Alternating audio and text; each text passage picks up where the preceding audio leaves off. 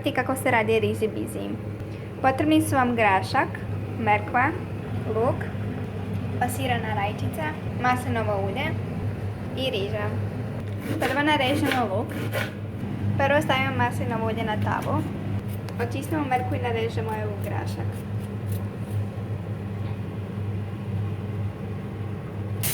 Onda stavimo luk na tavu. Dodamo malo vode u luk. Zatim dodamo mrkvu i grašak.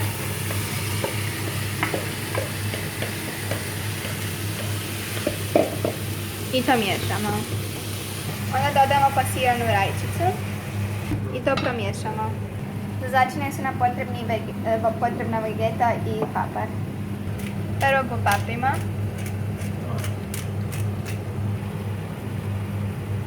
I dodamo jednu žličicu vegete.